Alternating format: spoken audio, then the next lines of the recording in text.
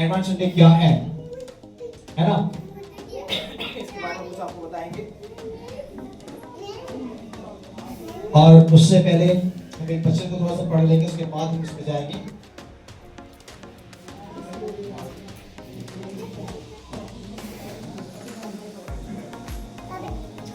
Romeo पुस्तक जानते हैं कैथलिक चर्च में, मेथोडिस्ट चर्च में, सीएनए चर्च में क्या है, 4 मोमबत्ती ले आते हैं, है ना? 4 मोमबत्ती होती है। आज ये 4 संडे में सब लोग एक मोमबत्ती लेके जाते हैं। ये 4 संडे पढ़ेंगे, नेक्स्ट संडे से स्टार्ट हो जाएगा। 4 संडे लगातार 3 संडे और होंगे, 7 तारीख, 14 तारीख, 21 तारीख वाले में।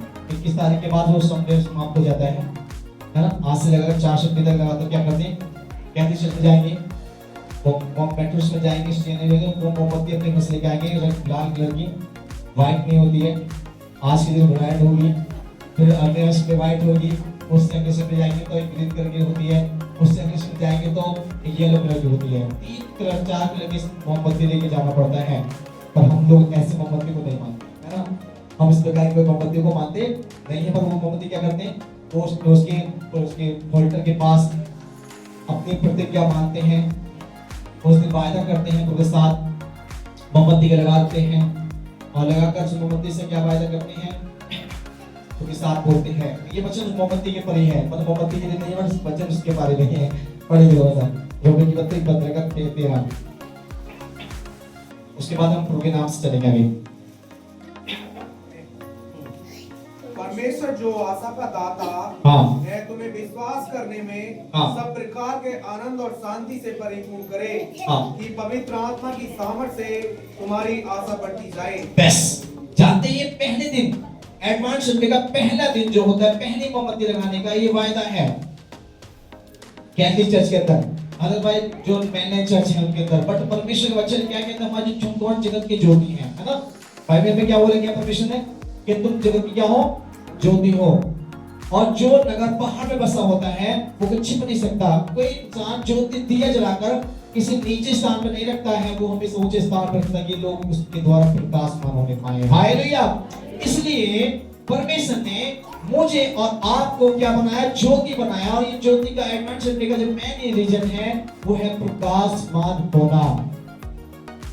हमें प्रकाशमान होना है, हमें इस बात की जानकारी होनी चाहिए, हमें हासिल होनी चाहिए इस बात के बारे में कि हाँ हमारे यीशु आ रहे हैं। अब एडवांस संडे में हम लोग आ चुके हैं।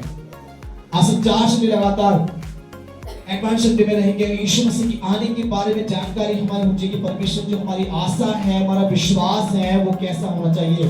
जैसे कुछ बच्चों को पढ़ा, क्या परमेश्वर जी बताता है, नैली खुलकर सुना, नैली परमेश्वर जी ने दिखाया कि परमेश्वर क्या है, परमेश्वर जो आशा का क्या है, दाता है। हमारा परमेश्वर कौन है, आशा, मतलब हमारा विश्वास, हमारा जो हमारी जो एक परमेश्वर की लगन है, वो नहीं इसको आशा को और हिंदी भाषा बोलते हैं तो प्रतीक्षा करना, है ना, इंतजार करना। उस परमेश्वर का विश्वास हम इंतजार में हैं, तो उसे क्या बोलते हैं, वो हमारा आशा का दाता है।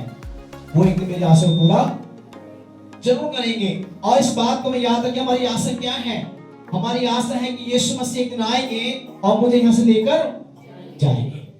और मेरी कोई आशा ना हो, ये मत सोचिए कि मैं बीमारी के लिए आया, परमेश्वर कब मुझे चंगा करे, कब मेरी दुष्ट आत्मा निकाले, कब मेरे घर में आशीष आए, कब मुझे गाड़ी और बंगला, मुझे अच्छी मकान दुकान मिल जाए, कब मुझे अच्छा परिवार मिल जाए, कब मुझे अच्छी बेटी बेटा मिल जाए। ये मेरी आशा नहीं है, ये तो संसारिक बात है।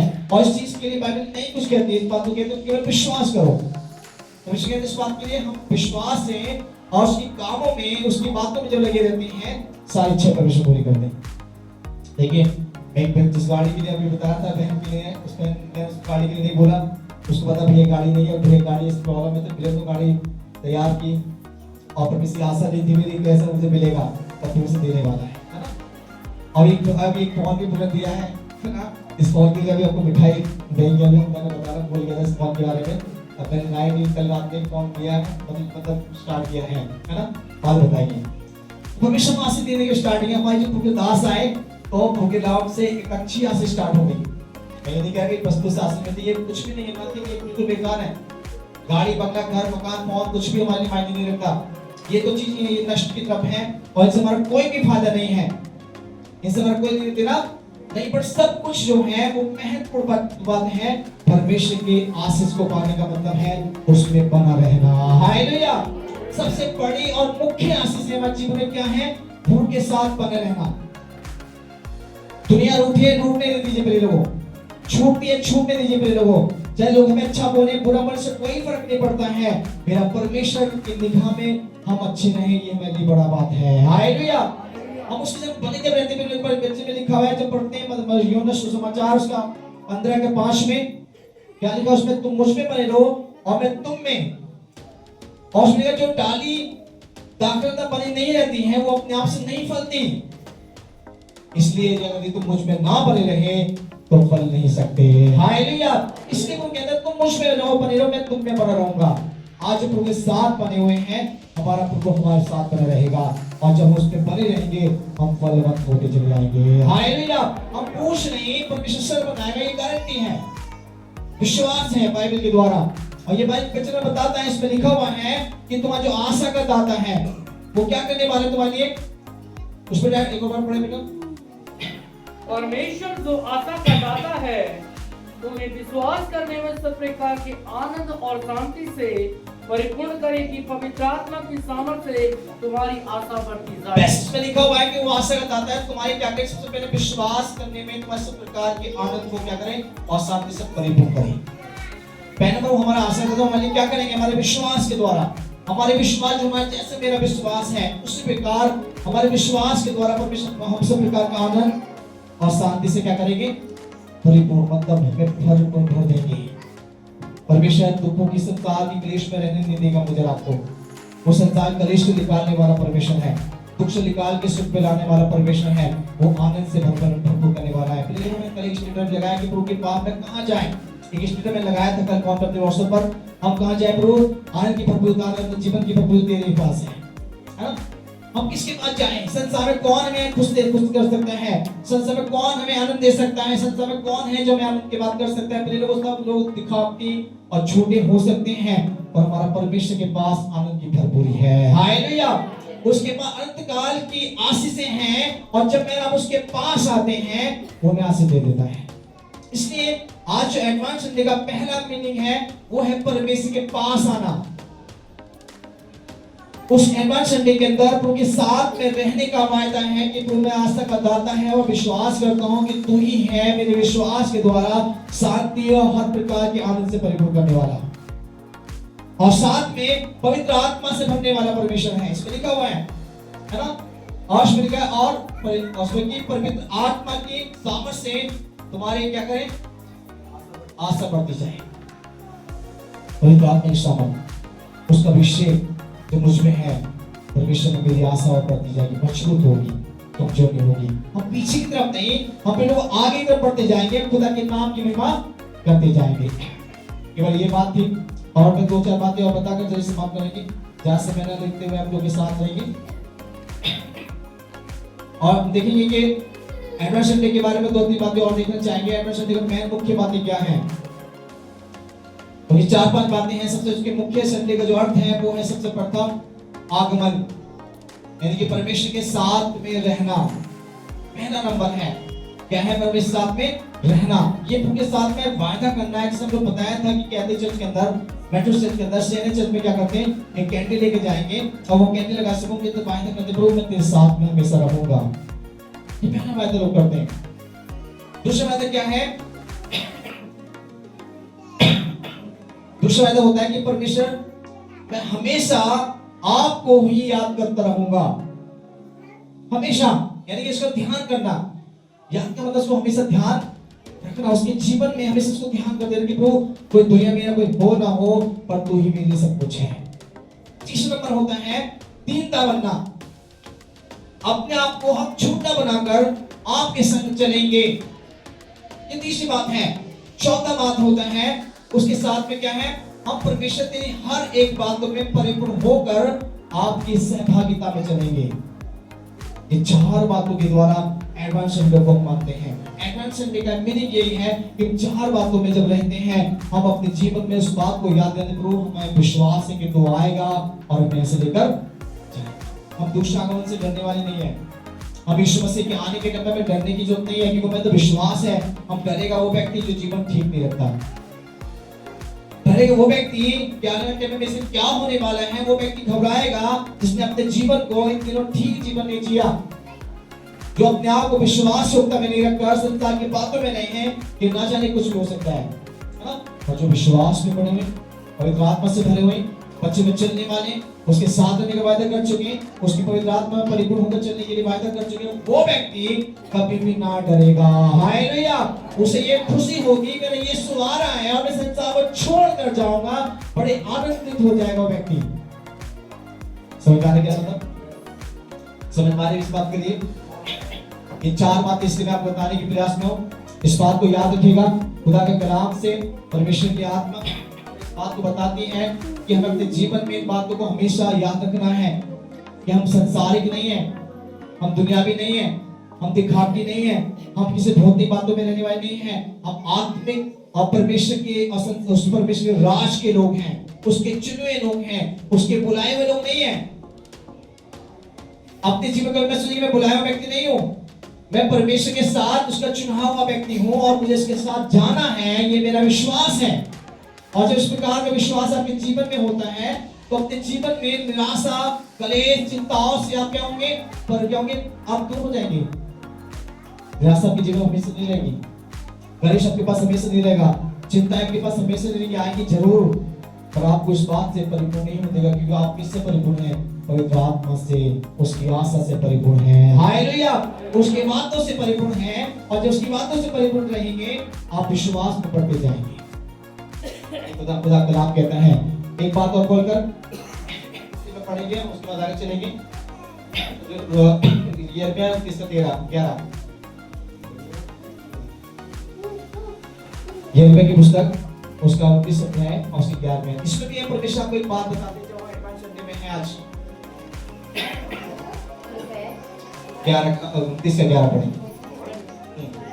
क्योंकि यहोवा की यह वाणी है कि जो कल्पनाएं मैं तुम्हारे में से करता हूँ उन्हें मैं जानता हूँ, वे हानि की नहीं वरन कुशल की ही है, और अंत में तुम्हारी आशा पूरी करूंगा। बस यहाँ परमेश्वर से फिर से एक बात की आपको क्या देता है, खुशहाली देता है। एक बार परमेश्वर वायदा करता है, परमेश्वर जब आप उसके साथ वायदा कर रहे हैं उनके लिए, आप उनके साथ कह रहे हैं आज से मैं तुझे साथ चलूंगा, मैं तुझे बना रहूंगा, तेरे साथ रहूंगा, मैं तुझे छोड़ किसी और को याद ना करूंगा और मैं हमेशा तेरे बच्चे में परिपूर्ण होकर उसमें भर के चलने वाला बनूंगा। तो जब उसके साथ वायदा कर रहे हैं आप, तो परमेश्वर का वायदा है हमारे जीवन से, है ना। जब मेरा वायदा करे से एडवांस संडे में आकर, तो परमेश्वर का वायदा भी मेरे जीवन से, वो वायदा यहाँ क्या क्या बताती है 29 से 11 की वजह जिसमें लिखा है, दोबारा से पढ़ाई जरा। क्योंकि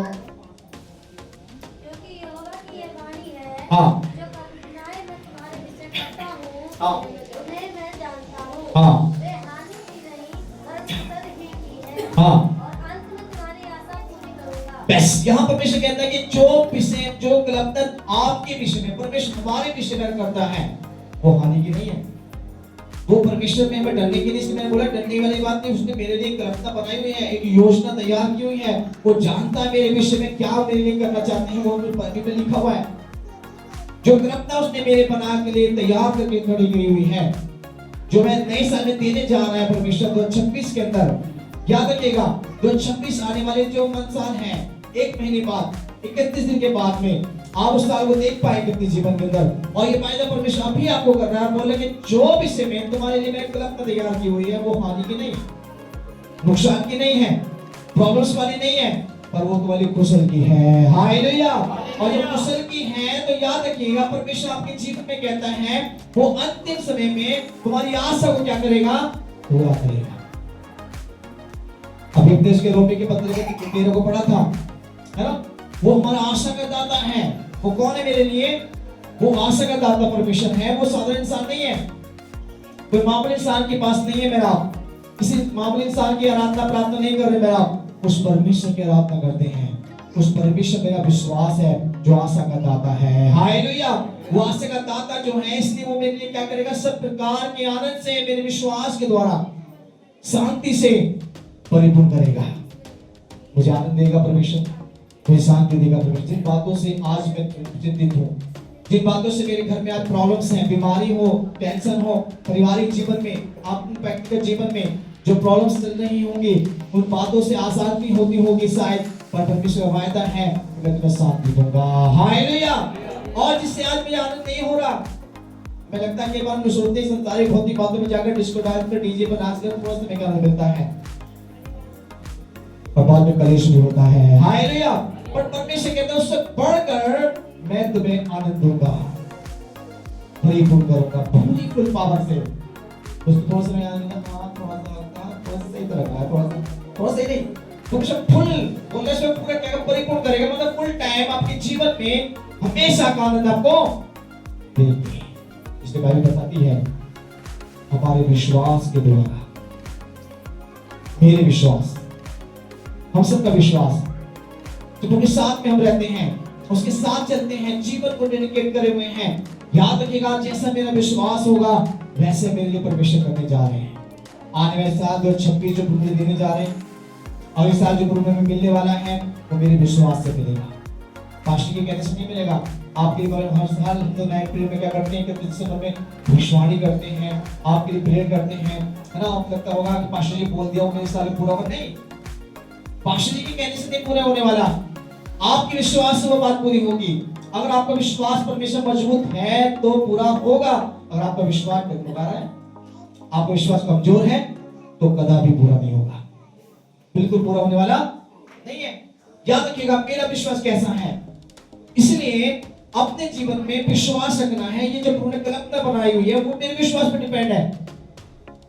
बस सोचिए कल्पना करो सबके लिए मैं विश्वास करूँ ना करूँ तब भी मिलेगा, नहीं मिलेगा भैया। बस सोचिए मेरे दिमाग में बात को कि तुम के साथ अच्छा जीवन जीऊं या ना जीऊं, तुम्हें से मुझे लिखा हुआ है, मुझे बेटे को अच्छी कल्पना करा हुआ है, उनके लिए नहीं है। याद रखिएगा उनके कुछ नहीं है। जानते हैं स्कूल में बहुत सारे बच्चे पढ़ते हैं, फर्स्ट सेकंड थर्ड क्यों आते हैं, फोर्थ वाले को क्या मिलता है, प्राइस से 3 लोगों को मिलते हैं ना, फर्स्ट वाले को, सेकंड वाले को, थर्ड वाले को, फोर्थ वाले को क्या मिलता है, कुछ मिलता है क्या, कुछ नहीं मिलता ना। बाकी स्कूल में 50 बच्चे 100 बच्चे उस क्लास में होते माने, मेरी क्लास में 70 बच्चे थे जब मैं पढ़ता था, लास्ट ईयर 10वीं में छोड़े के स्कूल में 70 बच्चे थे मेरी क्लास के अंदर, और 70 बच्चों को बाद में 3 लोगों को प्राइज मिला है ना। मैं भी बोला मैं मुझे मिलना चाहिए था पर मैं नहीं जा पाया था, मैं अलग ओपन से पढ़ रहा था मैं। इसलिए क्या है, पर बाइबल के द्वारा हम देखते हैं कि बहुत सारे विश्वासी दुनिया में हैं, इस पूरे वर्ल्ड के अंदर बहुत विश्वास करने वाले हैं, पर सबके लिए प्रभु नहीं देता है। जो उसे रिसीव करना जानते हैं, जो उसे अपने जीवन ग्रहण करना जानते हैं, जो विश्वास में मजबूत होते हैं, खुदा उनके लिए करता है। हालेलुया। ये 2 शब्द मैंने केवल आपको समझाने की प्रयास में सबसे प्रथम कि परमेश्वर मेरे विश्वास के द्वारा मेरे आनंद से और शांति से मुझे परिपूर्ण करेगा, और दूसरा नंबर वो परमेश्वर की जो कल्पना बनाई हुई है वो मेरे लिए कुशल की है। अब इन 2 चीजों को आपको लेना है इस साल में, आने वाले साल के अंदर, तो आपको विश्वास मजबूत करना है, दुनिया को छोड़ना, संसार तक मत देखिए क्या हो रहा है मेरे परिवार में, कौन रिश्तेदार मुझे क्या कहेगा, कौन से बहन, कौन से भाई, कौन से चाचा ताऊ खानदान मुझे क्या बोलेगा, उससे कोई फर्क नहीं पड़ता मेरे जीवन में। मेरे खानदान मेरे जीवन में आशीष नहीं दे सकते, मुझे आनंद देने वाले नहीं है, वो सब दुख दे सकते हैं पर सुख नहीं दे सकते मेरे जीवन लिए वो, पर मेरा परमेश्वर के साथ अगर अच्छे संबंध है उसके साथ हम बने हुए हैं, तो मेरे विश्वास स्ट्रॉन्ग है, तो राह के दाने के बराबर विश्वास है, तो परमेश्वर आपको आशीष देगा। हालेलुया। आपको आनंद से भर देगा, शांति से भर देगा, और आपके लिए जो कल्पना तैयार की हुई है 2026 से पूरा कर देगा। हम केवल लोगों की भविष्यवाणी में परमेश्वर मुझे इस चीज के इस्तेमाल करेगा, अलग तरीके से भविष्यवाणी आप लोग लिखी गई, क्या पूरा हुआ? नेशनल पूछेंगे, नेशनल में तो पूछेंगे आप लोगों से, कहते दिसंबर की नाइट प्रेयर में मैंने आपको एक कहानी सुनाई थी, आपको पता है पिछली बार 31 तारीख के अंदर, वो मुझे आप भी याद है, कछुआ खरगोश के बारे में, है ना। 31 दिसंबर में कहानी सुनाई थी कछुआ खरगोश का। कछुआ जो था वो क्या हो गया था, जीत गया वो। सिंपल सी बात है, छोटी क्लास में, दूसरी तीसरी क्लास में एक कहानी आ जाती है ना, हमारी दूसरी क्लास की कहानी थी ये वाली, उसमें हमने पढ़ा था खरगोश बड़ी तेजी से, बहुत तेजी से प्रकाश, तो उसने सोचा कि मैं जीत गया और जाकर बहुत दूर जाकर सो गया, है ना। और बाद में खरगोश वो कहता है कछुआ बेचारा चुपचाप चलता रहा और खरगोश से आगे जाकर जीत गया। हालेलुया। तो इसका मीनिंग बताया कि 2 प्रकार के विश्वासी कलीसिया में होते हैं, खरगोश की चाल चलने वाले और कछुआ की चाल चलने वाले लोग। जो पूरे साल खरगोश की चाल चलते हैं, एक बार में चला मारेंगे तो किसी पर पहुंच जाएंगे, कभी नहीं होने वाला भैया। जनवरी बात तो छोड़कर हम 8 दिसंबर की बात करेंगे। आज तो आपको लगेगा पहुंच तो जाएंगे आप बाइबल पूरा स्टार्टिंग से लेकर लास्ट तक पढ़ तो सकते हैं, आप पास्टर के बच्चे को यूट्यूब पर सुन सकते हैं, बट जो कछुआ धीमी चाल से चलता आ रहा है और ये बात को ध्यान से सुनता आ रहा है और वो बढ़ता जा रहा है, वो रुका नहीं है अभी तक, अपने प्रश्न करने में रुका नहीं है, वो लगातार मेहनत में है, लगातार विश्वास में बना हुआ है, लगातार साथ में चल रहा है और एक जीत उसकी ये होती है। 31 दिसंबर के अंदर वो जीत के बारे में बताएंगे। एक कहानी और तैयार मेरे पास ऑलरेडी मैंने करी हुई है, इसका रोशन इसके बारे में 31 दिसंबर में आप लोगों को सिखाया जाएगा। तो इस बात को अपने जीवन में याद रखिएगा कि हमें जो आने वाला साल है हमें उसमें आशीष को पाना है। इन 4 एडवेंट संडे के अंदर हमें इन बातों को अपने जीवन में जानकारी हासिल करनी है कि परमेश्वर कि मुझे इन दिनों में कैसे जीना चाहिए, कैसे चलना चाहिए। आज मैंने आपको बताया था कि पूरे साथ बने रहना है, उसके साथ हमें बने रहने की जरूरत है, उसके साथ चलने के लिए वायदा करना है, उसे छोड़ किसी और पर ध्यान नहीं लगाना है। चौथा नंबर, हम उसकी बातों पर उसके वचनों के द्वारा परिपूर्ण होकर जीवन जीना है। इन 4 बातों में जीवन जीकर हम उनके साथ वायदा करते हैं और तब हमसे वायदा करते हैं वो मुझे आशीष देगा, आदर देगा, शक्ति देगा और मुझे मेरी हर एक कल्पना जो उन्होंने तैयार की हुई है वो हानि नहीं है, दुख की नहीं, कलेश की नहीं, चिंता की नहीं, सारे कलेश को मिटाकर दुख को दूर कर आपको कुशल से आशीष से भर डालेगा। हालेलुया। और साथ में रोमे की पत्ती 15 के 13 को जो मैं पढ़ा उसमें लास्ट लाइन जो है बड़ी इंपॉर्टेंट है। उसमें लिखा है कि तुम्हारी आशा क्या होगी, पवित्र आत्मा के द्वारा, उसके सामर्थ के द्वारा तुम्हारी आशा बढ़ती। जानते हैं आपके विश्वास को बरकरार रखने के लिए, आपकी आशीष को बनाए रखने के लिए क्या चाहिए आपको? पवित्र आत्मा की सामर्थ। आपको मान लीजिए आपको परमेश्वर ने जो किसी चीज का एक आशीष आपको दी, आपको आनंद से भर दिया, आपके घर में शांति आ गई, आपके घर में सारे कलेश मिट गए, सारी चिंताएं चली गई, सारी बीमारी चली गई, सब कुछ बिल्कुल ठीक हो गया आने वाले साल में, तो क्या करेंगे आप? इंसान एक बात बोलता बाइबल लिखा है की पुस्तक के अंदर, जब इंसान का पेट भर जाता है तो भी लात मारते। लिखा उसमें ऐसे ना, ऐसे बिल्कुल टाइम लिखा हुआ है, ऐसे ना हो कि तुम्हारा पेट भर जाए तो तुम लात मारना स्टार्ट कर दो। लिखा हुआ है उस बच्चे में, पढ़ने का समय नहीं, आपको पढ़ के सुनाऊंगा मैं। इसमें का जब इंसान ठीक हो जाता है, सारी बात से परिपूर्ण हो जाता है ना, फिर क्या करते हैं? अरे आपकी बात जाओ, अगली बार देखेंगे क्या बात, आज मामा के, नानी के, चाचा के, चाचा के पास जाना हम करेंगे, ऐसा कर लेंगे। जब ठीक नहीं थे तो संडे टाइम से पहले चर्च के अंदर थे, और जब सब कुछ ठीक हो दिया परमेश्वर ने, अब कहां पर है? चर्च से बाहर, प्रार्थना से बाहर, उपवास से बाहर। उपवास से चक्कर आ जाए नहीं लगता है, दवाई चल रही है, अक्सर लोग क्या होते दवाई चल रही है, प्रार्थना टाइम नहीं है, ड्यूटी टाइम है, घर में बच्चे परेशान कर रहे हैं, बच्चे स्कूल जाते हैं, पाशी क्या करें, ऐसे कर बहुत सी बहनें बोलती हैं, पाशी स्कूल बच्चे जाते हैं, सुबह उठना पड़ता, काम करना पड़ता, बहुत सारे प्रॉब्लम से बच्चे घर में परेशान कर देते, कैसे पास हो, कैसे प्रार्थना करूं, कैसे पास सुबह कर लेती हूं, साहब को तो है बस दो प्रार्थना करके बोलते हैं। बट परमेश्वर जब आपको आशीष देगा तो आपके पास पवित्र आत्मा की सामर्थ होनी चाहिए, और जब आपके पास पवित्र आत्मा की सामर्थ होगी तो क्या होगा? क्या होगा? परमेश्वर आपके जो आप जीवन में जी रहे हैं, आपके जीवन को जी रहे हैं,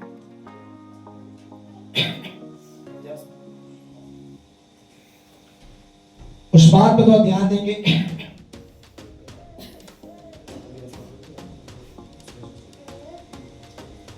उस बात को अपने जीवन में याद रखिएगा। जब परमेश्वर आप अपने जीवन जी रहे हैं, आप लोगों के साथ में आपको चंगाई मिल गई, आपके घर में शांति आ गई, आपके कलेश मिट गए, आपके कर्ज खत्म हो गए, 2026 में ऐसा होगा, ये गारंटी इस बात को विश्वास के साथ लिख करके अपने जीवन में 2026 में पूरा सब करने जा रहा है। में सबके जीवन में वो कर्ज मिटेंगे, परेशानी जाएंगी, बीमारी जाएंगी, चाहे कितनी भयंकर रोग क्यों ना हो, परमेश्वर गारंटी के साथ 2026 में आपके रोग मिटेंगे, आपके घर की कलेश जाएंगे गारंटी के साथ में। पर जब मिट जाएंगे तो उसको बनाए रखने के लिए क्या चाहिए? पवित्र आत्मा का सामर्थ। और पवित्र आत्मा सामर्थ दुकान पे नहीं मिलता, पवित्र आत्मा किसी बड़े अच्छे शोरूम में जाके नहीं मिलेगा, पवित्र आत्मा सामर्थ किसी पास्टर को घर बुलाने से नहीं मिलता, पवित्र आत्मा सामर्थ पिकनिक पे या टूर पे जाने से नहीं मिलता, पवित्र आत्मा सामर्थ पैसे 10 मास देने से नहीं मिलता, पवित्र आत्मा सामर्थ दान देने से नहीं मिलता, पवित्र आत्मा सामर्थ चर्च में आने से नहीं मिलता, पवित्र आत्मा सामर्थ आपके विश्वास के द्वारा प्रार्थना करने से मिलता है। हालेलुया। और जब विश्वास से प्रार्थना करेंगे गारंटी के साथ परमेश्वर आपको पवित्र आत्मा के सामर्थ्य से भर डालेंगे। हालेलुया। और जब विश्वास की प्रार्थना आपकी होगी तो आपके घर में शांति, आपके घर में आनंद, आपके घर में हर एक आशीष बनी रहेगी। जहां आपकी प्रार्थना खत्म होगी और जहां आपका विश्वास में कमजोरी आई, सारी आशीषें आस्ते आस्ते भापी जाएंगी। क्यों? कि मेरी तो प्रार्थना कमजोर हो गई। मैंने बीमारी दोबारा लोगों के अंदर आई, कई लोग जो सुनने को मिला पास ये प्रॉब्लम हो रही है दोबारा से। मैंने क्यों? क्या है? अच्छा नहीं मिली, अब दोबारा प्रॉब्लम क्यों है? प्रार्थना नहीं है भैया। प्रार्थना का हाँ करने में थोड़ी थोड़ी टाइम तक पाया पास कि आप एकदम तो बहुत ही बिजी रहे, ऐसा तो लोग बोलते हैं मुझसे, या फिर तो पास इतना बिल्कुल टाइम नहीं मिल पाया, उनकी अटेंडेंस कम है, उनके पास चर्च का आने के लिए टाइम नहीं है, प्रार्थना करने का टाइम नहीं है, बाइबल पढ़ने का टाइम नहीं। जब परेशान थे एनी टाइम परमेश्वर के लिए पर तैयार थे, और जब वो सब कुछ ठीक हो गया, सामर्थ कमजोर है, प्रार्थना नहीं है, पवित्र आत्मा नहीं है। पवित्र आत्मा के अंदर रहता है पर सामर्थ नहीं है। क्यों? कारण क्या है? क्योंकि प्रार्थना की कमजोरी आ गई ना, विश्वास में कमजोरी आ गई। इसलिए बाइबल के द्वारा हम सिखा रहे हैं आपको कि आपके विश्वास ही के द्वारा आनंद आएगा आपके घर में। आपके विश्वास के द्वारा घर में शांति से परिपूर्ण होंगे। पास्टर जी को घर में रखने से केवल आपको क्या मिलेगा? आप पास्टर को बुलाएंगे, आपको परमेश्वर दास ब्लेसिंग लेकर के आएंगे। शायद आपकी हमारी प्रार्थनाओं के द्वारा, हमारे आने से परमेश्वर आपके मन को बदल सकता है, आपके परिवार के परिवर्तन को ला सकता है, बट विश्वास से ही आशीष पाएंगे। हालेलुया। प्रार्थना से ही सामर्थ पाएंगे आप, और कोई सामर्थ देने वाला नहीं है ना। एक बात बोलकर मैं समाप्त करना चाहूंगा। जब पौलुस दास से बाहर आए, पढ़ने का समय से बता नहीं पा रहा, पढ़ने के लिए बाहर आए तो वो परमेश्वर के लिए वहां पर प्रचार करने लगे। एक सिमोन नाम से जादूगर था, और वो क्या हुआ, उसने देखा कि वो उससे बड़े उस देश के, तो वो बहुत बड़ा जादूगरी करता था, बड़े काम करता था, और लोग उसके पास भीड़ होती थी। और जब वो पौलुस दास वहां पहुंचे तो उसकी जादूगरी बंद हो गई, उसका काम बंद हो गया। और जब बंद हो गया तो देखा ये लोग क्या बोलते समझ नहीं आता। कुछ आदिवासी से प्रार्थना करते थे लोगों के लिए, और जो बोलते थे वो होने लगता था। बोले ऐसा काम तो मैंने कभी नहीं किया, और ये दोनों साधारण इंसान होकर बड़े बड़े काम कर रहे हैं। रात को, आधी रात को सिमोन बहुत सारे पैसे लेकर, थोड़े बहुत नहीं, बहुत पैसे लेकर, अपनी सारी संपत्ति को लेकर पौलुस के पास पहुंच गया। उन्होंने बोला जो काम तुम करते हो, जिस सामर्थ से, वो सामर्थ तुझको चाहिए। बोले कैसे? ये सारा पैसा ले लो, तब तो पवित्र आत्मा के द्वारा करते हो, पवित्र आत्मा मुझको दे दो। तो बोले सारा पवित्र आत्मा मुझको क्या करो? दे दो, उस पैसे को ले लो। सुमन से बोलने के पौलुस और सिला ऐसा संभव है? तो पवित्र आत्मा का सामर्थ पैसे से नहीं मिलेगा भैया। वो सामर्थ ऐसे आने वाले नहीं है। जो काम हम करते हैं वो काम तू भी कर सकता है, पर परमेश्वर मसीह पर विश्वास करने के द्वारा। हालेलुया। उसने बोला क्या करना चाहिए? बोला कि मैं भी तुम्हारे से काम करने लगूं। उसने बोला कैसे? प्रार्थना कर भैया, विश्वास कर यीशु मसीह को पूरा मन से, अपने संपूर्ण जीवन को देकर, उस यीशु को अपना मान कर, क्या कर? विश्वास में बढ़। उन्होंने ऐसा करना है। वो चुपचाप वापस चला गया, आगे नहीं पता इसके बारे में क्या होगा। फिर लोग याद रखिए, बहुत लोग चाहते हैं चर्च में आकर पाशी का सम्मान देने का, पाशी का ब्लेसिंग में प्राप्त करना। बहुत लोग चाहते हैं चर्च में आकर कि घर की पारिवारिक से दुष्ट आत्मा छुटकारा मिल जाए, बाकी पेशेंट से अपनाए ना अपना चेहरा जाएगा बाद में। बहुत लोग चाहते हैं बपतिस्मा ले या ना ले, वे चर्च में जाएं और उस परमेश्वर की उससे छोटी मोटी आनंद को प्राप्त करें, बपतिस्मा ले ना ले देखा जाएगा बाद में। ये लोग याद रखिएगा, आप मसीह यीशु में आ रहे हैं, किसी इंसान के पास नहीं। सिमोन पैसे लेके गया, नहीं मिली सामर्थ। आप चर्च में आ रहे हैं और आप विश्वास आपको मजबूत नहीं है, कुछ नहीं मिलेगा। जो मिला भी है, बाइबल लिखा है 3 व्यक्ति के बारे में, वो भी छीन लिया जाता है। जानते हैं 3 प्रकार के व्यक्ति, थोड़े देंगे, को 5 देंगे, को 2 देंगे, एक को 1 दिया गया था, है ना। 3 व्यक्ति तोड़ देने के बाद राजा जो वहां लौट के आया, 5 सेकंड में दुगना करके वापस किया, दूसरे वाले ने भी दुगना करके वापस किया, और लास्ट वाले पास उसने क्या करा? उन्हें खोल के दबा दिया। और से यीशु ने क्या बोला? पर राजा ने क्या बोला? उससे को बोला जाओ, इसके बाद जो है पहले से ऑलरेडी है वो भी छीन लो, जो मैंने दिया है वो भी छीन लो, और उसके गले में चक्की का पार डालो और समुद्र फेंक दो। थोड़ा दंड मिल गया उसको, है ना। चर्च में आए, विश्वास तो किया, पर बपतिस्मा लेना मन नहीं है, उसकी पवित्र आत्मा में भरना मुझे अच्छा नहीं लगता, उपवास करना मुझे पसंद नहीं है, प्रार्थना नहीं करूंगी, मैं नहीं करूंगा, मुझे प्रार्थना करना पसंद है। हाँ, सुबह थोड़ा सा यीशु का नाम लेकर उठ जाते हैं, शाम को सवाल यीशु का नाम लेकर सो जाएंगे, मन में आया तो आशीर्वाद दे देंगे, मन में आया तो नहीं देंगे, चर्च में जाएंगे, बस आराधना करेंगे, पास्टर से प्रार्थना करवाएंगे और घर आ जाएंगे। ऐसे जीवन जीने वालों के लिए परमेश्वर कहता है जो तेरे पास ऑलरेडी पहले से है ना, वो सब कुछ अच्छे होंगे और तेरे गले में चक्की का पार डालकर अंधकार में डाल देगा। सोच लिए अंत के समय ये होने वाला उन लोगों के साथ जिन्हें यीशु को खेल समझा है। अभी लिखा हुआ है कि परमेश्वर को हल्के में न लो, उसके वचन को हल्के में नहीं लीजिए। ये परमेश्वर का जो बाइबल मेरे पास में है, ये साधारण पुस्तक नहीं है। ये बाइबल आप दुकान पर नहीं मिलती। आप जाके पढ़े, हमारे बुलेट से मैंने भगवत बुक डिपो वाला है, सबसे बड़ा बुलेट डिस्ट्रिक्ट के अंदर भगवत वाला है। उसके पास सब प्रकार के ग्रंथ मिलेंगे, सब प्रकार के ग्रंथ, वेद ले लो, गीता ले लो, कुरान ले लो, सब मिलेंगे। मैं एक बार बहुत प्यारे विश्वास में आया 2006 में, मैं उसके पास गया था, मैंने भैया बाइबल मिलेगी? तो ऊपर नीचे देखने लगा, और बाइबल क्या? तेरा बाइबल यीशु ईसाइयों की बाइबल, हमारे पास ईसाई की बाइबल नहीं है। उसके पास हमारे प्लेस डिस्ट्रिक्ट कहीं भी मेरे बड़े से बड़े यूट्यूब में देखा और शहर में जाकर देखा, पर बाइबल किसी और पुस्तक नहीं मिलती। अब सोचिए ये आम पुस्तक होती तो हम दुकानों पे जाके मिल जाती भैया, है ना?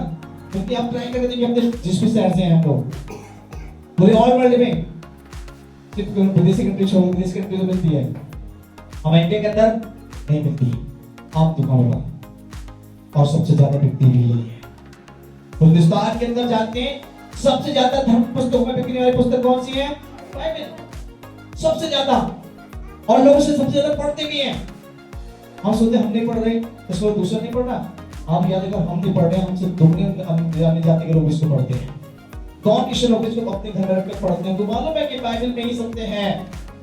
इसलिए ये बाइबल जो है, ये पुस्तक जो है, ये आम पुस्तक नहीं, ये परमेश्वर का एक पवित्र आत्मा के प्रेरणा के द्वारा उसका स्वयं परमेश्वर ये है, ये वचन स्वयं परमेश्वर है। और इसको जो मानते हैं, जिस पर चलते हैं, वो आशीष से भर जाते हैं। इसलिए इस वचन को हमें सबसे प्रथम आदर देने की जरूरत है अपने जीवन में। किसी को दे ना दे चलेगा, पर इसको दे। इसलिए आप लोग याद रखिएगा, हम कभी भी परमेश्वर के वचन को हल्के में ना लें। सुनते हाँ देख रहे हैं, तो पूरी साल पढ़े, अगली साल देखेंगे तो 26 साल ना जब बदल देंगे, 1 तारीख से जीवन बदल जाएगा हमारा। पहले मैं विश्वासी था तो मैं भी ऐसे ही बोलता था, अब के साथ वो जो किया एक दिन भर जारी रही, जब सबको छोड़ दूंगा, सबको बदल दूंगा, बदल देंगे, ऐसा कर देंगे, वैसा कर देंगे। बट हर साल ऐसे बोलते थे पर बदल नहीं पाते थे। बट उन्होंने छुआ, उसके बच्चों को जब जाना और उसके बच्चों को अपने दिल में जब स्वीकार किया, बोला अब से बदलेंगे नहीं, अभी छोड़ देंगे। हालेलुया। अगले साल नहीं, अगले दिन नहीं, अगले हफ्ते नहीं, आज ही। 2006 में सितंबर के महीने के अंदर पहली बार मैं सारा कुछ छोड़ दिया। एक दिन में नशे का आदी था मैं, नशे का क्या था, मैं बहुत टॉप का आदी था। ऐसे नशा सर मेरे से किसी लड़के ने आज के जमाने में नहीं करते होंगे, तो नशा मैंने किया। हर चीज के अंदर टोटल नशा किया, जितने अफीम, रस, भांग, धतूरा, पूरा जो भी होता है सब फील कराना है, ऑल टोटल नशा किया। नशे गोली का अनलिमिट खाता था मैं, अनलिमिट। नशे गोली की लिमिट नहीं थी मेरे, 3-4 पत्ते में एक दिन में खा लेता था। 3 दिन में 150 पत्ते खाए मैंने। अब सोच सकते 150 पत्ते 3 दिन में खाना कोई बड़ी बात है क्या? जब तक पैसे जेब में थे तो बीमार होने से स्टोर जाती 15 पत्ते एक बार में गोली घोल के गिलास में पी लिया, 20 पत्ते एक बार में घोल के पी लिया, ऐसे करके पूरे टाइम में पी रहा था मैं। पर क्या हुआ? कुछ नहीं मिला। तो 6 में सितंबर के महीने के अंदर परमेश्वर ने मुझे छोड़ दिया।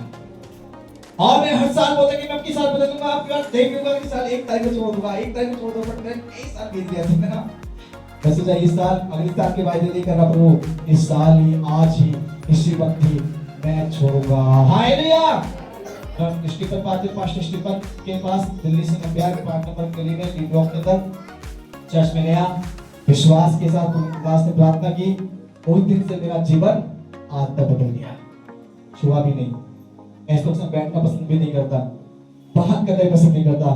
उनके नंबर भी अगर होते हैं फिर से लोगे, मैं जल्दी से ब्लॉक लिस्ट में डाल देता हूं। मुझे मालूम है कि लोगों से फालतू बात करेंगे, फालतू बातें उनके साथ होंगी, लिस्ट डाल दो, उनकी प्रार्थना करोगे, है ना? तो परमेश्वर में हम हर साल न बदले।